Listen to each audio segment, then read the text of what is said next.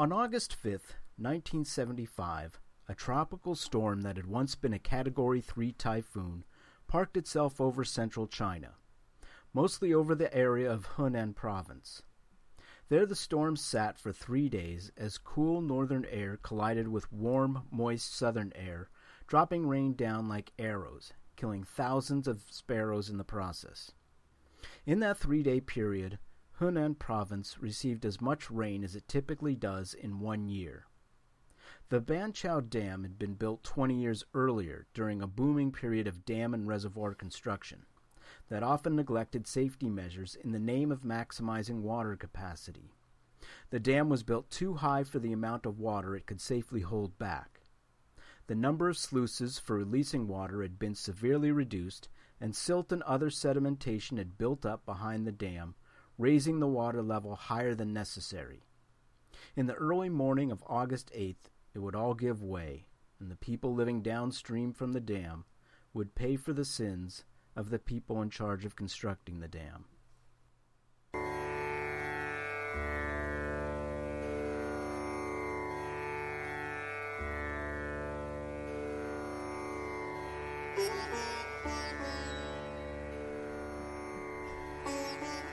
Greetings, kittens.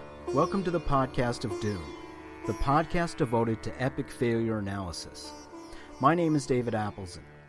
Today we will discuss history's most catastrophic dam collapse, the breach of the Banqiao Dam in Hunan province in 1975. The subsequent flood, as well as the disease and famine that followed, may have taken more than 230,000 lives and left more than 11 million people homeless. It happened after one of the biggest rainstorms in China's history, but a huge number of those deaths were preventable. We will examine the engineering flaws, political mistakes, and planning errors that led to the greatest dam disaster ever. Reservoirs are an essential part of modern life. They have actually been around for a very long time. Man used reservoirs as early as 5,000 years ago in Arabia, when the craters of extinct volcanoes were used to hold irrigation water. And there were man-made reservoirs that go back more than 3,000 years in India. However, what we know as modern life, with large sprawling cities surrounded by spreading suburbs supporting a population of millions, or in some cases tens of millions, would be impossible without the reservoir. People need water to survive. According to livescience.com, people can last up to 3 weeks without food, but only 3 days without water. In addition to using water for drinking, we use water to irrigate crops, water our lawns, wash our streets, keep our fairways green, keep our bodies clean, and keep our factories humming.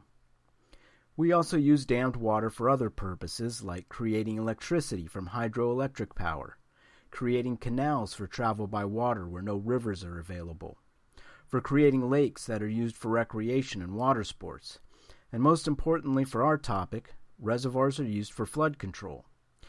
China is a nation of reservoirs and dams. It is also a nation of many rivers and waterways. You can't support a population of 1.3 billion people without a lot of food, and you can't grow a lot of food without a lot of water. One of the reasons that China has always had a large population compared to other nations is that it has plenty of fertile land and plenty of water. Yet as recently as 1949, just prior to China's fall to Mao Zedong and the communists, there were practically no large-scale water projects.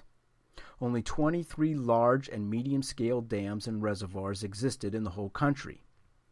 One of the most impressive early dams was the Fushan Dam built on the Huai River. The scale and sophistication of the Fushan Dam were unprecedented for the time, but the knowledge gained through its construction was not passed down through the generations. The Fushan Dam also demonstrated to the world the kind of destruction that large dams can create. 4 months after it was completed, the Huai River overtopped the dam, releasing 10 billion cubic meters of water and killing 10,000 people downstream. Under Chairman Mao and the communist government, China went on a dam and reservoir building spree. In the 50 years between the rise of the Republic and the turn of the last century, more than 80,000 dams and reservoirs were built. The early construction projects were part of the Great Leap Forward movement that we examined in Episode 8. In addition to energizing the Chinese to ramp up their iron and steel production, something they failed at miserably, the Great Leap Forward encouraged a large-scale water conservancy campaign. During this enthusiastic campaign, the primary focus was on increasing water capacity for the purpose of improving irrigation and stocking up on drinking water. Drainage and flood control were given short shrift. There were two schools of thought during this time. The first advocated the building of small dams to be used for irrigation only.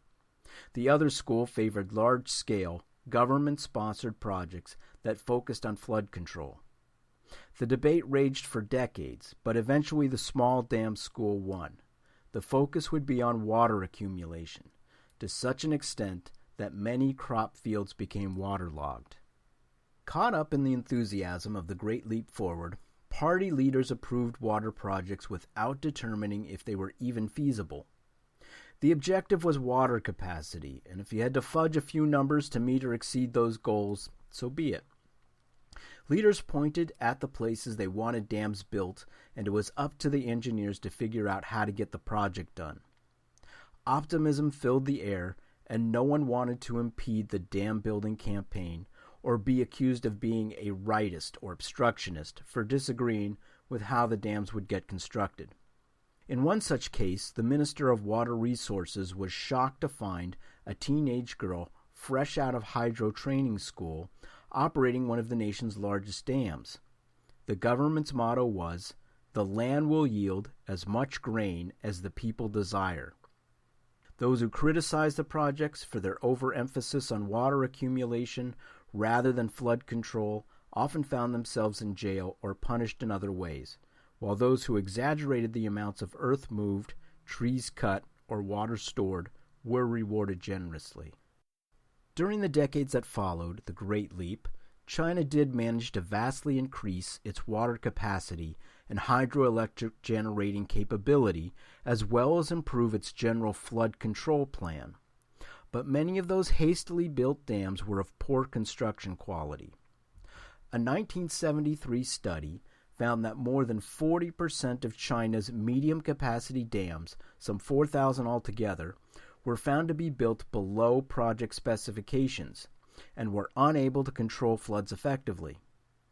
In addition to many dams being built on poor, structurally unsound locations, sedimentation was also a major problem.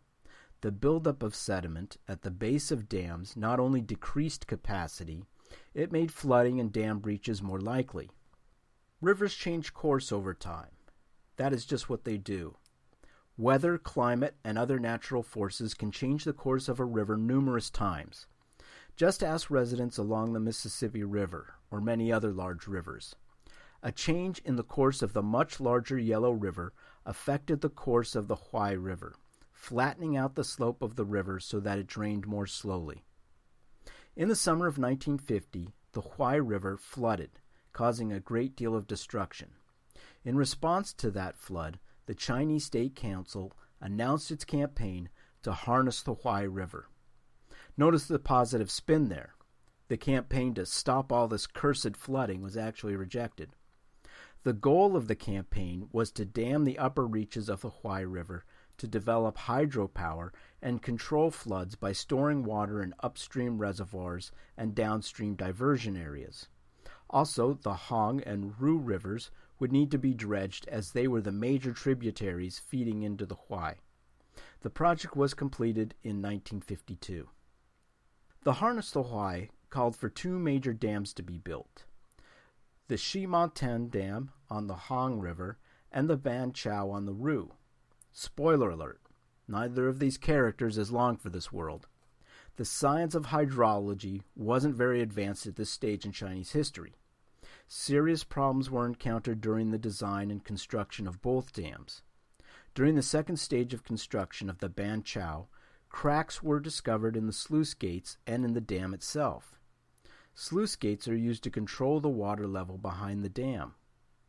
Soviet experts were brought in to help repair the damage and expand the scope of the project.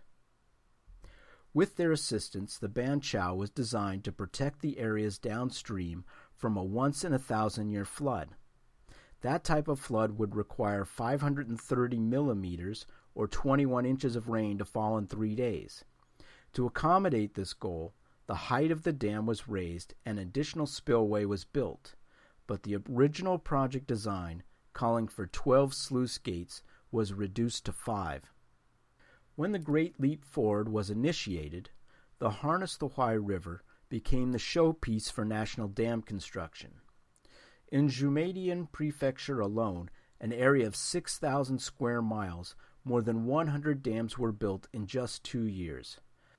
Vice Premier Tan Zhenlin announced a policy of giving primacy to water accumulation for irrigation, construction of small reservoirs, and economic self-reliance. The vice premier went on to say that since the problems of dam and reservoir construction were solved, dam building should now be extended to the plains.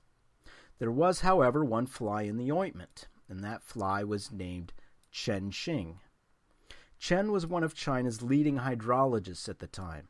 He stated that the policy of giving primacy to accumulation and irrigation would cause serious environmental damage, that it would raise water tables beyond safe levels, and would cause waterlogging of agricultural lands leading to a rise of salt and alkaline in the soil. Unfortunately, Chen's concerns were ignored by the Chinese government. While Chen was put in charge of the largest reservoir project in the area at that time, his design was criticized by his superiors as being too conservative or not sufficiently ambitious in its goal of accumulating water. In this project and in others that followed, sluice gates were reduced in number from their original design and spillways were also decreased. The message was clear: accumulate as much water as possible. Chen was removed from the project and his criticisms were stifled. In the years that followed, some errors were admitted by party officials, but the policy of primacy to water accumulation continued. The world has 3 different names to describe one type of weather event. A hurricane, a typhoon, and a cyclone all describe the same type of well-organized storm with winds in excess of 74 miles per hour, heavy rains, and a great deal of destructive power. In North America, West Africa, and Europe, they are called hurricanes. In the South Atlantic, Indian Ocean, and South Pacific, they are referred to as cyclones. In the Eastern Pacific, they are called typhoons. China has a very long history of being devastated by typhoons and other tropical storms due to its location near the warm waters of the Eastern Pacific, the high humidity levels, and favorable winds. The Philippines receives more typhoons, but China, due to its larger population, always suffers more when it is hit by a typhoon. While typhoons occur in East Asia during all times of the year, late summer and early fall are the peak periods, with August being the busiest month. Typhoon Nina developed in the Philippine Sea in late July 1975. It remained small and moved quickly to the northeast before getting blocked by a ridge of high pressure. At that point, it stopped moving and rapidly gained in intensity, drawing energy from the warm water near southern China.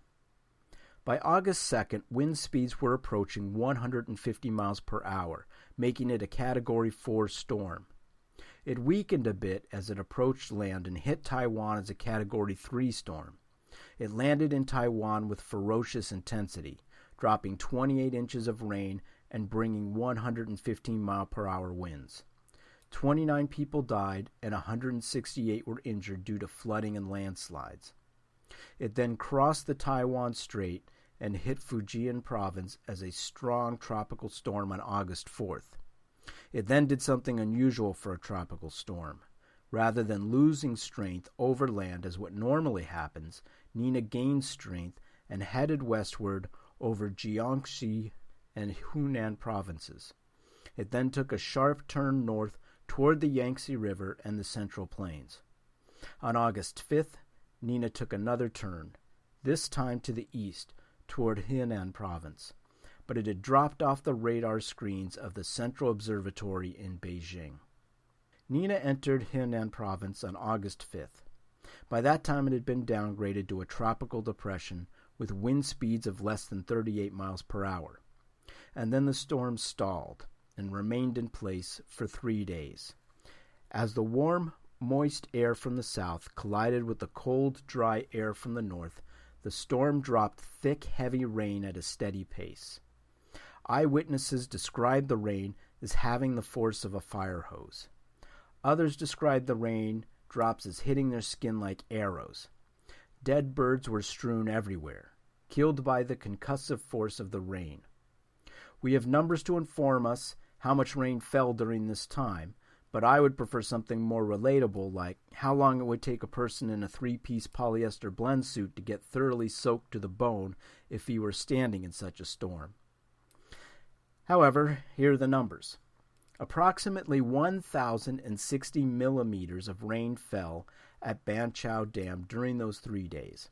That is more than 41 inches, or greater than the amount of rain that Seattle, London, Milan, Buenos Aires, Dublin, or Chicago receive in a whole year. In one 24-hour period, more rain fell than what Henan province typically receives in a year. Banqiao was built to withstand a once-in-a-thousand-year storm. It had just been hit by a once-in-a-2,000-year storm. On August 8th, the Banqiao reached maximum capacity. Water crested at the top of the 118-meter-high dam, and it was still rising. The sluice gates were opened but blocked by sediment. Water could not be released faster than it was coming in. Here's where those extra sluice gates and spillways would have come in handy. Telephone lines went down and roads became unusable. Communication with those downriver became impossible. Evacuation orders moved slowly or not at all. Around the same time, a thin line of people stood strung out across the dam, toiling in waist-deep water, trying to repair the rapidly disintegrating embankment. There was a sudden flash of lightning, followed by a crack of thunder. Then there was silence. The skies cleared and stars were visible. Someone shouted, "The water level is going down. The flood is retreating." But their hope was misplaced. At 1 a.m., the waters reached 30 centimeters or 12 inches above the crest, and the main part of the dam gave way. 600 million cubic meters of water surged through the broken dam, or about 158 billion gallons. A wall of water, 20 feet high and 7 miles wide, and traveling at 30 miles per hour, rushed through the river channel and the surrounding valleys and into the plains, destroying everything in its path. A half hour prior, the Shimontan rose 40 millimeters above its crest and also collapsed. That released 31 billion gallons of water. Within 5 hours, the entire reservoir was virtually empty. The downstream diversion areas were not built to handle such an enormous amount of water. Instead, a 200 by 100-mile lake was created where a lake hadn't been before. The blare of the dam burst sounded like the sky was collapsing and the earth was cracking, one survivor recalled. Houses and trees disappeared all in an instant. Numerous corpses and bodies of cattle floated in the water amid people's wailing for help. The hoarse voice of an elderly woman could be heard. "The river dragon has come." Compounding an already bad situation, the dams of the area's other 61 reservoirs collapsed, one after another, like dominoes, within a short period unleashing about 6 billion cubic meters, or 1.5 trillion gallons of water, to an area of about 10,000 square kilometers or 4,000 square miles. The commune of Taowenchang was completely wiped out, killing all of its 9,600 citizens. The flood waters trapped hundreds of thousands of people. A peasant by the name of Y. Shizeng recalled, "I was looking for rope to help get my parents onto the roof of our house, but as soon as my father tied the rope to the roof, the flood waters rushed into our house and snapped the thick rope like a thread." The biggest problem with the giant lake that was formed was that the water in the lake had nowhere to go. Decades of neglect of dike maintenance, flood diversion systems, and dredging programs meant there was no plan in place if the plain areas flooded. 11 million people were left homeless due to the floods, but hundreds of thousands of people remained trapped on their roofs or at other vulnerable places. The disruption in transportation and communication meant that the Army's emergency crews were unable to reach, feed, clothe, or otherwise assist survivors for more than 2 weeks. All of this was happening in the middle of August, the hottest time of the year. Survivors had to endure scorching sun and blistering heat. Medical teams could not reach those who needed help. The trapped victims suffered from thirst, hunger, heat exhaustion, and epidemics such as dysentery, typhoid, hepatitis, influenza, malaria, and conjunctivitis. In Shanghai County, more than 600,000 people were reported marooned. Survivors resorted to eating dead pigs and other drowned livestock. By August 21st, almost 2 weeks after the rain subsided, 370,000 people were still trapped in the water. 50 to 60% of the food that was parachuted into the devastated areas landed in the water, rendering it useless. Those who tried eating bad food, like rotten pumpkins, often ended up with severe cases of food poisoning. Chen Jing, who had been punished for warning of just such a disaster 20 years earlier, was reinstated and allowed to survey the damage by airplane. Chen could see that years of cultivation of the floodplains had eroded the soil and filled the rivers, preventing the floodwaters from draining properly. The waters were stagnating and posing a greater health risk. Following Chen's recommendations, officials decided the best course of action was to dynamite the remaining dams in the area so that the floodwaters could be released. The problem dams were destroyed, but the sudden release of water created flooding problems in the provinces that were downriver. The official government death toll was 26,000. But in a report released by Human Rights Watch, it was stated that some senior officials in China, with knowledge of the event, thought the final death toll was as high as 231,000. This is the figure used by Wikipedia, explaining that 86,000 people died from the flooding, while another 145,000 people died from illnesses as a result of being trapped above the floodwaters.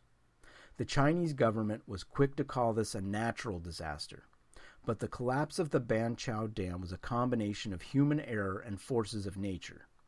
The vice minister of the power industry, Li Ru, during a debate of the proposed Three Gorges Dam, argued, "In terms of flood protection, dikes are absolutely critical. They are the most effective flood control measures on a river. Their construction and maintenance requires diligent work over the long run, but does not involve grandiose and heroic construction projects." In November of 1975, Madam Qi-en Zhenying, Minister of Water Resources and Electric Power, delivered a keynote speech to a national conference on dam and reservoir safety. In the address, she took personal responsibility for the dam failures that occurred during the Nina storm. She made several key points in that address. The August 1975 storm was a severe test of our work to harness the Huai River, and a severe warning about the country's dam prospects. We must therefore learn from both the positive and the negative experiences from this incident in order to improve our overall work proficiency. Responsibility for the collapse of the Banqiao and Shimontan dams lies with the Ministry of Water Resources and Electric Power, and I personally must shoulder the principal responsibility for what has happened. We did not do a good job. First, we took for granted that large dams were safe without researching the issue. We followed the advice of our Soviet experts, but made no design changes or improvements, and we did not draw on the experiences of other nations. Second, we failed to establish dam specifications for the unique and special conditions of our country. Third, we did not do a good job in reservoir management and did not study the problems in any detailed way. We had no rules governing safety, communications, electrical supply resources, emergency procedures, and preparation of necessary materials and equipment. At the most urgent moment, after the collapse of the two dams, there was a blackout that caused tremendous chaos. Fourth, there was a failure to establish clear lines of authority and leadership during the crisis. We should be held accountable for that. The two dams played a critical role in electricity generation, but since basic hydrological data was lacking, the design of the flood control system was very flawed and unreliable. Both the Ximontan and the Banqiao had further work done to increase their holding capacity beyond their design safety requirements. During the disaster, water release was actually held back to protect the lower reaches, but this only served to hasten the collapse of the dams. Finally, electrical power and communication were both cut off during the flood, and as a result, residents could not be evacuated in time, and adequate warnings could not be communicated to residents in the lower reaches. We must make adequate and realistic estimates of flood potentials.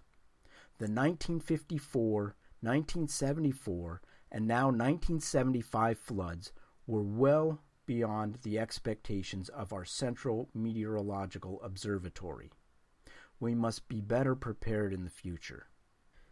Kittens, it's people like Madame Chien that bring a tear to my eye. For the purpose of the podcast of doom is not to revel in the misfortune of others, but to learn from their mistakes, so that the next time we don't make those mistakes. Thank you, Madame Chien. Speaking for my own country's politicians, I would love to see more such forthrightness and honesty when discussing the mishandling of disasters. It sure would have been nice after Hurricane Katrina or our current situation in Iraq and Syria. However, Madame Chien, you were not personally responsible for the disasters of the August 1975 storms. I'm sure you were the scapegoat for higher officials, like Chairman Mao and his Great Leap Forward campaign. But the minister certainly nailed her analysis and recommendations for improvement in her keynote speech. Chen Jing, the designer of the Banqiao Dam, was also right when he insisted on the dam having 12 sluice gates, but was overruled when his superiors put in only 5. Sadly, few Chinese officials seem to be listening to Madame Chien or Chen as dam construction in China continues at a dizzying pace. In 2012, China completed construction of the Three Gorges Dam, an enormous project that cost the equivalent of $26 billion. It is the largest hydroelectric dam in the world and spans the massive Yangtze River. It generates 8 times as much energy as the Hoover Dam. But the dam is not without controversy. 1.3 million people were displaced to make way for the dam and the resulting reservoir. Numerous cultural and archaeological sites are now many meters underwater. The dam sits on 2 major seismic fault lines. 80% of the land above the dam is experiencing erosion, depositing 40 million tons of sediment in the Yangtze annually. Erosion caused by the reservoir is already triggering massive landslides. About 360 million people live in the Yangtze River watershed. It is the 4th largest river in the world and one of China's most important. The metropolitan areas of Wuhan, population 19 million, Nanjing, population 12 million, and Shanghai, population 34 million, are all downstream of the dam. The building of this dam was a very risky proposition, considering the dangers of earthquakes, sedimentation, and flooding. Pay close attention to some of these massive construction projects in China. The recent explosion in Tianjin may be an indication that too many corners are being cut. The disaster of the Banqiao Dam is part of a larger phenomenon. It isn't isolated to just socialist or autocratic societies. It is a boom and bust mentality. It is the desire to look glorious winning in really big fashion or to go down in flames trying. This last economic downturn we had, called the Great Recession by some, is an example of the boom and bust mentality. When the stock market is flying high, or in this case the real estate market, very few people want to be the wet blanket saying maybe it isn't such a great idea to bundle and rebundle home loans to the point that no homeowner was certain to whom they were paying their mortgage.